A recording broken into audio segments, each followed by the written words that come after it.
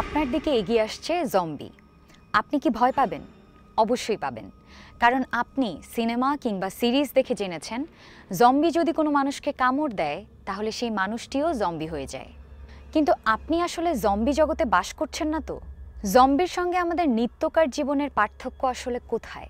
জম্বিদের ঠিক মস্তিষ্ক বলতে কিছু নেই, তারা কোনো কিছু ভাবতে পারে না। আচ্ছা, আমরা কি পারি? সারাদিনে কতটুকু সময় আমরা নিজস্ব কিছু চিন্তার জন্য বরাদ্দ রাখি, আর কতটুকু সময় অর্থহীন একঘেয়ে কাজে ব্যয় করি? কেউ যদি আমাদের দৈনন্দিন জীবনের সঙ্গে জম্বিদের কার্যকলাপে মিল খুঁজে পায়, তাকে বোধহয় খুব একটা দোষ দেয়া যায় না। কেন বলছি এই কথা? চলুন বিস্তারিত জেনে নেই স্ট্রিম এক্সপ্লেনারে। চারপাশে একটু খেয়াল করলেই আমরা দেখি সবাই শুধু সোশ্যাল মিডিয়ার নোটিফিকেশন, নিউজ ফিড, রিল এইসব নিয়ে ব্যস্ত। প্রতিদিন শত শত বিজ্ঞাপন দেখি আমরা সোশ্যাল মিডিয়ায়, যেগুলো আমাদের বলে দেয় কি কিনবো, কিভাবে দেখব, কাকে বন্ধু বানাবো, কাকে ভালোবাসবো। আমরা ভাবি এসব সিদ্ধান্ত আমরা নিজেরাই নিচ্ছি, কিন্তু আসলে সিদ্ধান্ত নিচ্ছে অ্যালগোরিদম। আর এসব কিছুই আমাদের মস্তিষ্ককে নিয়ন্ত্রণ করছে। অ্যালিস গ্রেগরি নামে এক সাহিত্যিক গ্যারি স্টাইনগার্টের ডিস্টোপিয়ান উপন্যাস super sad true love story নিয়ে একটি প্রবন্ধ লিখেছেন। সেখানে তিনি লিখেছেন, যতবার আমি ইন্টারনেটে যাই ততবারই আমার ডেথ ড্রাইভ বা নিজেকে শেষ করে দেওয়ার ইচ্ছার কথা মনে হয়। ব্রাউজার খোলাটা যেন ইচ্ছাকৃতভাবে নিজেকে ধ্বংস করার একটা সিদ্ধান্ত। আমি যেন চাইছি আমার চেতনাটা কেউ কেড়ে নিক। অর্থাৎ মানুষের মধ্যে সবসময় হারিয়ে যাবার একটা ভয় থাকে।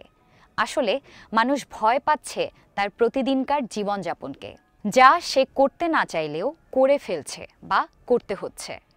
গ্রেগরির নিজেকে নিয়ে ভয় পাওয়ার সাথে জম্বি মস্তিষ্কের একটা দারুণ মিল আছে। ম্যাক্স ব্রুকস ওয়ার্ল্ড ওয়ার জি এবং দ্য জম্বি সার্ভাইভাল গাইড বইতে জম্বিদের মস্তিষ্ক নিয়ে লিখেছেন, ভাবুন তো, একটা কম্পিউটারকে শুধু একটাই কাজ করার জন্য প্রোগ্রাম করা হয়েছে।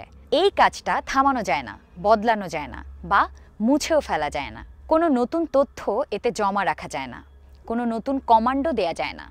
এই কম্পিউটারটা শুধু ওই একটাই কাজ বারবার করতে থাকবে যতক্ষণ না এর পাওয়ার সাপ্লাই বন্ধ হয়ে যায়। অর্থাৎ এখানে জম্বিরা হলো ইন্টারনেট, সোশ্যাল মিডিয়া আর সেই সব কথাবার্তার মতো, যেগুলো আমরা না চাইলেও কোনো চিন্তাভাবনা ছাড়াই আমাদের দিকে ধেয়ে আসে। আর আমাদের মস্তিষ্ক এই সব কিছুর দ্বারা নিয়ন্ত্রিত হচ্ছে প্রতিনিয়ত। আমরা কি তাহলে আসলেই জম্বি জগতে বাস করছি? আপনি কি মনে করছেন? আপনার মন্তব্য জানান কমেন্টে।